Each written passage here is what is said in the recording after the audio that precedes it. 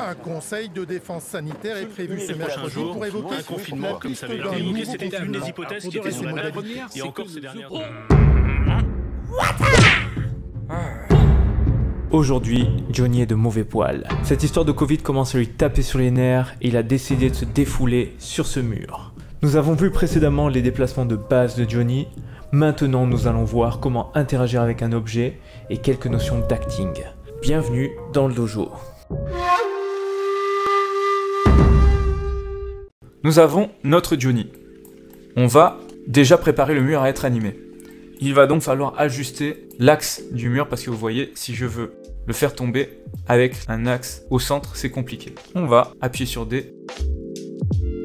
Votre pivot est maintenant placé. Nous allons pouvoir bouger le mur sur un axe qui est plus convenable pour l'animation. Et on n'aura pas besoin de bouger beaucoup d'axes. Juste l'axe en rotation Z. Donc de base, vous voyez, dans cette scène, il y a le facial rig qui est affiché. Pourquoi ? Si vous observez bien dans cette zone ici, il n'y avait rien de coché. C'est ici en fait que tous vos calques d'affichage vont apparaître. Ça va permettre de choisir quels éléments dans la scène 3D, donc les éléments qui sont répertoriés ici dans votre outliner, vous voulez afficher ou non.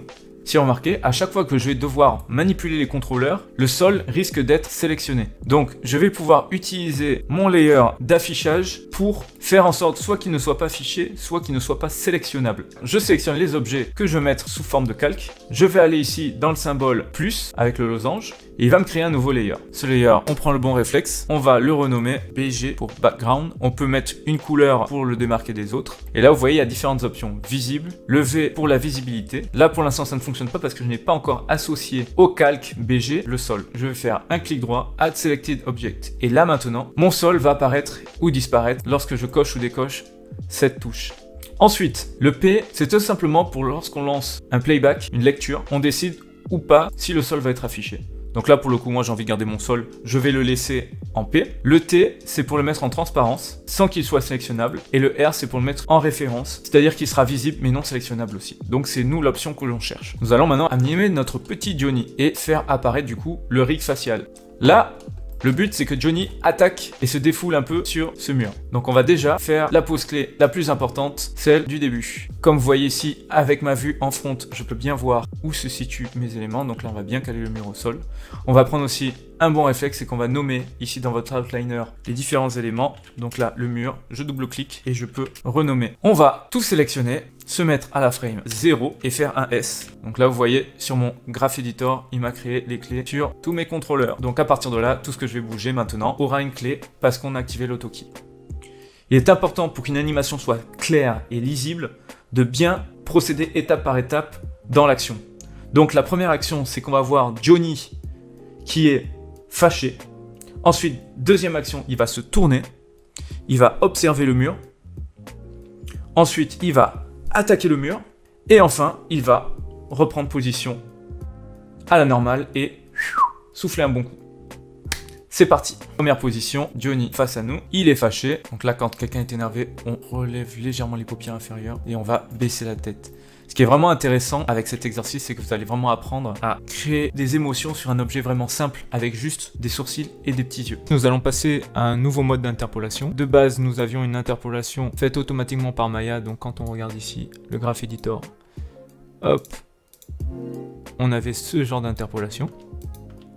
Maintenant, nous allons configurer pour passer en mode step. Quand vous allez aller dans vos préférences, dans l'onglet animation, vous allez bien indiquer plateau en default in tangente et stepped en default out tangente.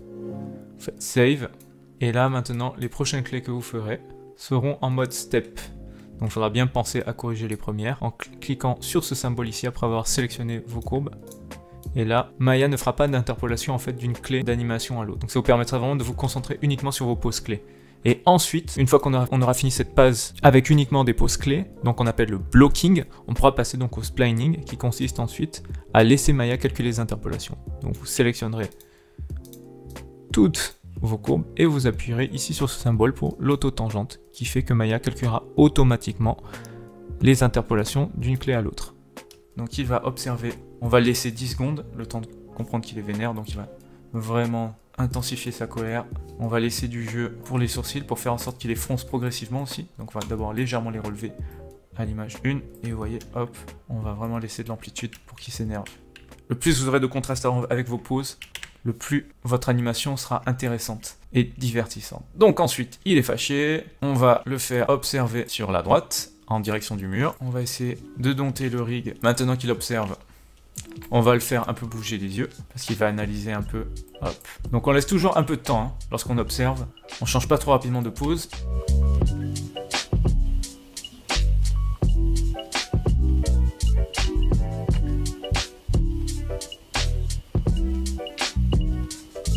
Il faut bien faire en sorte que les sourcils suivent aussi le mouvement des yeux.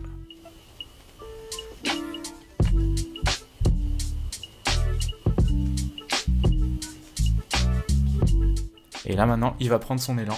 Donc il va être un peu capricieux, donc il va un peu fermer les yeux aussi lorsqu'il va prendre son élan. Pour vraiment montrer qu'il est très vénère, comme un gosse. À la Cartman. Je vais le défoncer. On va faire, comme pour le saut, la contact pose. Donc vous voyez, on essaye de faire en sorte qu'il ne glisse pas sur le sol.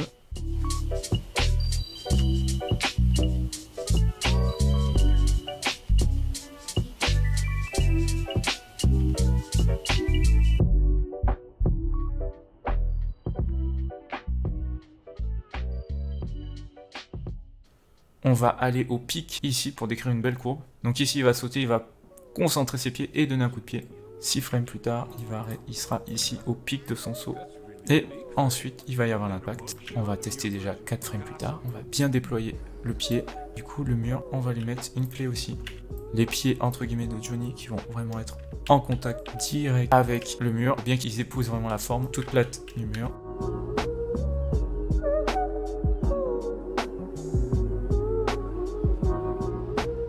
Et là, le mur va partir très vite.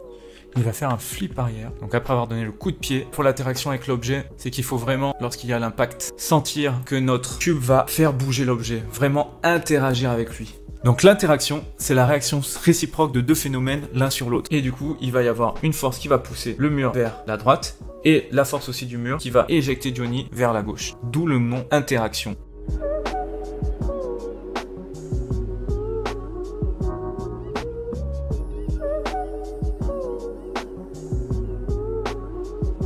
Donc là, c'est pareil que le saut, on va espacer. Et là, il va toucher le sol en 2 frames. Justement, on a la chance d'avoir le repère de la grille. Donc vous voyez, pile vers l'intersection se trouve la pointe de notre pied. On va faire en sorte du coup qu'à l'atterrissage, la pointe de notre pied reste bien à cet endroit. La chute du mur, bam bam bam.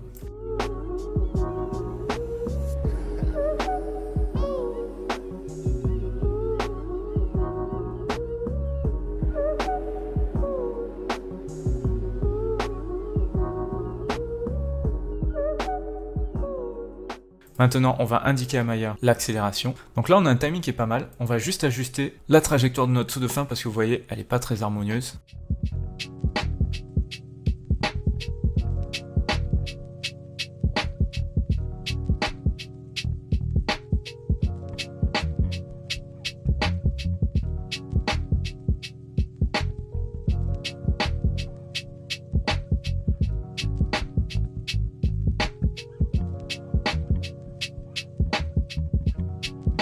On va ajuster aussi les yeux. Ils n'ont plus besoin de regarder à droite. Donc là, imaginez, c'est toujours important de mimer votre mouvement. Donc là, moi, j'ai donné mon coup. Je vais me poser. Donc vous voyez, j'ai donné mon coup. Paf! Donc quand je donne mon coup, vous voyez, je ferme les yeux et je les rouvre après l'impact. Je redescends. Et là, je vais fermer les yeux. Donc quand j'atterris, je vais fermer les yeux. Voilà. Vous voyez, mes sourcils se lèvent et redescendent. Donc là, ils ont une bonne position. Donc on va la verrouiller. Tac. Et ici, on va les soulever.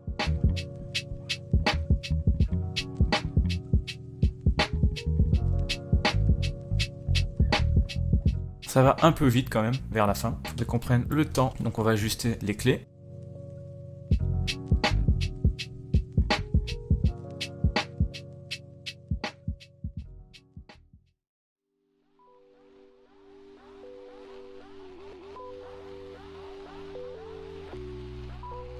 Donc voilà pour le blocking. On a un blocking qui est satisfaisant. Congratulations! Donc on garde les bons réflexes. On fait un S à chacune des poses. Le contrôleur routes général, on n'en a pas besoin, donc on va les effacer. Et là maintenant, on va lancer le spline. Le rig facial se fera à la fin. Donc là, vous voyez, on a déjà perdu un peu en impact. Donc là, il va falloir qu'on ajuste le timing.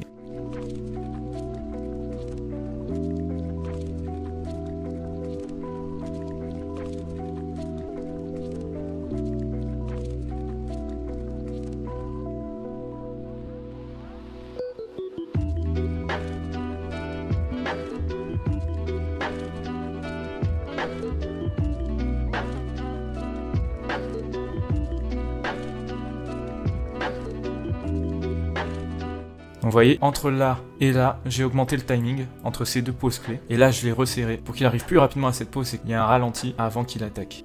Et voilà, là, on a les pieds qui viennent très vite se placer en anticipation avant le coup. Et on pourrait même encore plus exagérer la pause avant l'impact.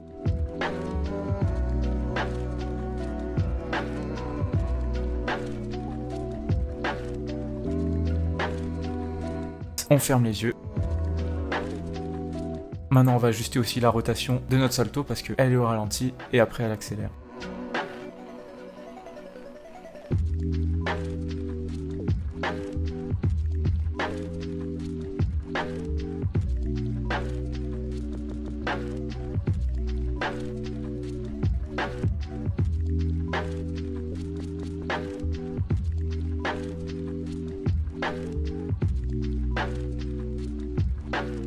Lorsqu'il va regarder, c'est toujours bien de laisser un léger mouvement de tête. Et là, ces deux frames sont identiques. Donc on va prendre celle d'avant pour simuler un amorti.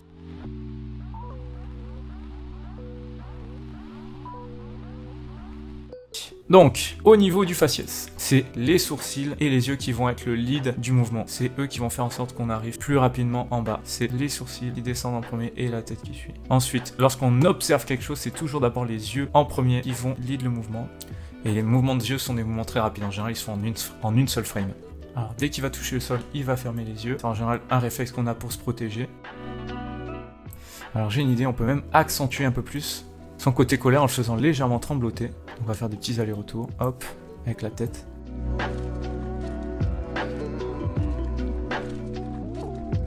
Ah, c'est pas mal, hein, vous en pensez quoi? Ces petits tremblements là. Et on peut même laisser en blocking les tremblements, ça fonctionne très très bien.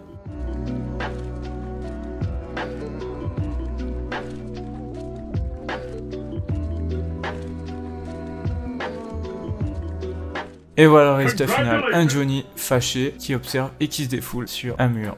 Félicitations, vous avez désormais toutes les bases pour animer correctement l'agent Johnny et le faire interagir avec des objets ou un environnement.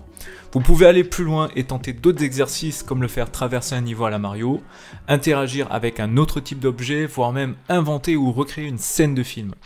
Ce sont en général des exercices que je donne à mes élèves pour approfondir les notions vues jusqu'à présent et plus laisser libre cours à leur créativité.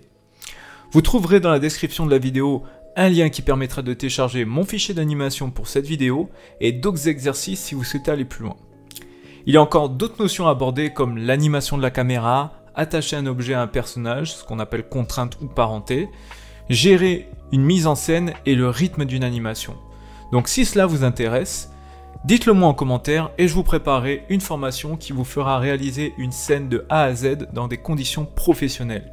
C'est un examen que je fais souvent à mes élèves pour leur donner un avant-goût de ce qui les attend en studio. On y verra plein d'outils et d'astuces pour gagner du temps et pousser plus loin la qualité. Si vous avez apprécié cette série de vidéos, qu'elle vous a permis de mieux animer, de mieux comprendre l'animation 3D qui semblait compliquée aux premiers abords, abonnez-vous, partagez-la à d'autres personnes qui, elles aussi, souhaitent apprendre l'animation 3D. Et surtout, cliquez sur la cloche pour ne pas rater la prochaine vidéo où j'expliquerai quel est le but ultime de cette chaîne et ce que je prépare pour la suite. Accrochez-vous, ça va être du lourd, ça je vous le garantis. A bientôt dans le dojo.